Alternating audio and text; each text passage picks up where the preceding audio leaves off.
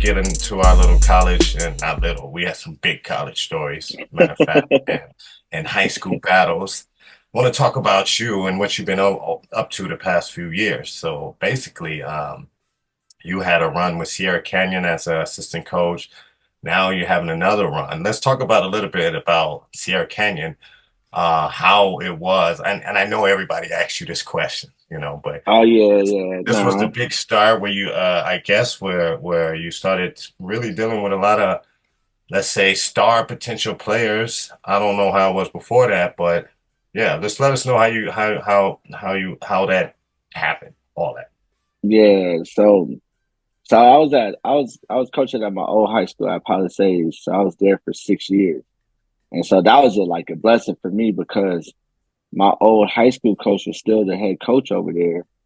And so after my first year with him, he allowed me to pretty much be the head coach the next 5 years. So he was like, Ed, this is, your program. You're gonna be the one standing up coaching, you're gonna run practice, everything. Like, and he pretty much just got like he pretty much put me like that bug of like being a head coach. And so I enjoyed every bit of it for the last 5 years. We did a hell of a job at Palisades. Just some stuff that people, the school, first time in school history, going to the state playoffs and winning and stuff over there. Just finishing like top three in the city section and everything, finishing top 25 in the state. So we did a hell of a job over there. And so my last year there, I was kind of like already kind of like, man, I want to know what's like the Westchesters, the modern days. Like, I want to know what's the difference between, a school like Palisades and a school like them. So I ended up getting an opportunity to coach at Sierra King right when I was done at Palisades. And it was the head coach at that time was Ty Nichols. And Okay. so it was a lot of people, over there, like, talking to him about me and stuff like that. So, we ended up meeting up one day and just having a like pretty much like a little interview and stuff. So he ended up liking me and everything, and he wanted me to come on board. So I had started at Sierra King like in 2015. And Okay. so at that time, Sierra King, they were good the year before, but it was nowhere near to like how it is now. Like, I remember back in the days, like I would have a Sierra King shirt on and people would see it and be like, Sierra King, like, where's that? And then I Hey, got they, told I, it's in they Chastity. used to play against, we used to play against like Chaminades and the Sierra Canyons and stuff when I was back in high school and some tournaments and stuff like that. And like you said, back then it was just like a valley school, you know what I'm saying? Yeah, Or yeah. you know what I mean? Nobody really had no That's all it expectations. was. It was just nobody had no expectations of it and everything. But I knew that Sierra King, like right before I was going there, I knew the kids that was there from middle school. So the kids that pretty much started that whole Sierra King being a national school was a kid like Cody Riley, Terrence McBride, Remy Martin, DeVrell Ramsey, Adam Seiko. Like, these kids was there at middle school, and all of them, like Remy Martin won a national championship at Kansas. Cody Riley went to the Final Four with UCLA. DeVrell Ramsey played on the USA team and ended up playing on the UC Santa Barbara, led this team to the tournament. Adam Seiko was on the team that San Diego State that played in the national championship game. So we had some kids over there that laid down the foundation of that school to to make it to where a point where like kids want to come over there and come play. So I was blessed to be with that group my first year over there with Ty. I was there for 2 years. 2 years, then I took a year off.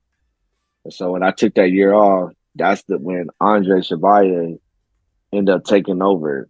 He ended up Okay, taking I it was over going to after ask. that season. Yeah, so when Andre Chevalier took over that following season, when I took that year off, he called me instantly and asked me like, "Yo, Ed, I need you to come back. Can you come Nice. over here?"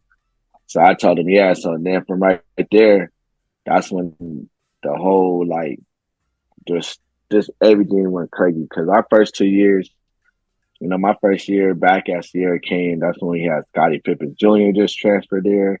Dwayne Washington Jr., Derek Fisher's nephew, just transferred over there. KJ Martin just transferred over there. Cassius Stanley. just transfer over there, So before all Terrence the Franks. So hype, we well, before all the hype with Bronny and of course, I mean that obviously the NBA players were already coming. Um, there were already NBA Suns players there, like you said, which yeah, already yeah, that was started the already whole there. And action. then yep. And the year before that, before Andre took over the head coaching job, that team, the year before that team, they was number 1 in the country. They had a Okay. shot to win a national championship. That's when that was Marvin Bagley's junior. That was his last year at Sierra King.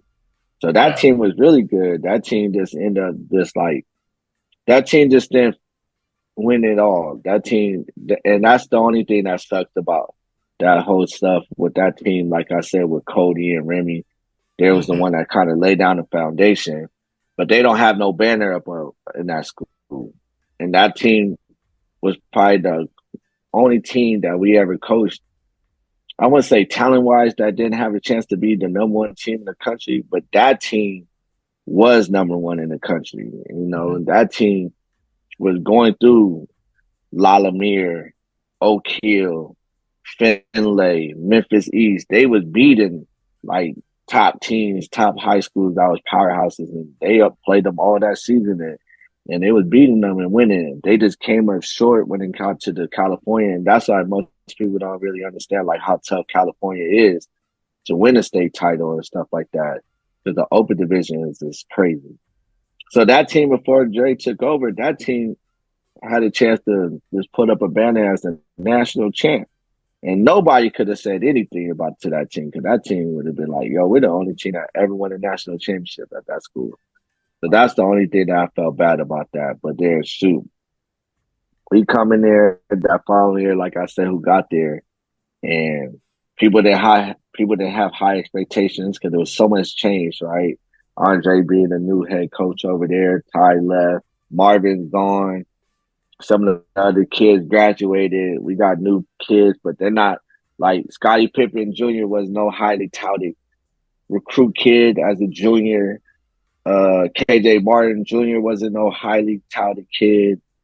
Dwayne Washington Jr. wasn't a highly touted kid. The only kid that came in with any kind of hype was Cassius Stanley. So, Wow. and Because you would so that expect year, everybody who's NBA son, and that's what a lot of people outside was thinking. They was thinking, oh, they must be great. They wasn't even thinking about the coaching side that you guys had to do. And I remember speaking to you one time. We had a podcast on my other podcast, NBA Goats. Shout out right, to my guys. You said they just kids, Marcus. They just kids. right, We got to treat them the same. We got to coach them the same as we do any other kids. And right. so that must have been a wild That's time. very, yeah, no, that's very, very true. So, like, everybody's trying to figure out everything, right? Because at that time, all those kids are new to the school. The whole coaching staff is new to the school. The kids are new to the coaches. We're new to the kids. So it was just a roller coaster. We had a good season, but we just clicked at the right time. So, winning the state title that year. We lost in the CIF Open Championship game to Mighty Dade, but then after that, we ran through California State Tournament and we won the state title. That very next year's team was like that team. You just showed up. Those kids already knew. Like KJ and Scotty, those their senior year and Cash's senior year, like those guys already knew like what it took to win. So everybody just followed them. They was all about basketball. They was all about winning. They didn't care how they got things done. It was like nobody's beating us. So we ended up winning back to back state championships that year. And then our third year there, that's when things got crazy. That's when Bronny came into the school, Zaire Wade came to the school, Zaire Williams, BJ Boston, and we already had Amari Bailey, who was a freshman at that time, but came in.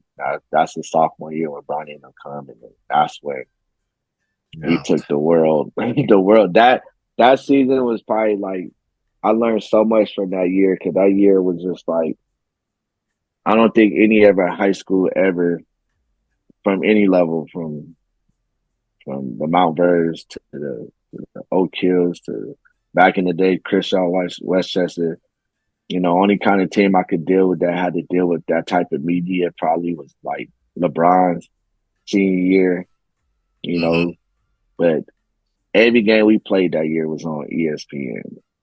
Slam on that mother subscribe button, hit the like, and shut up.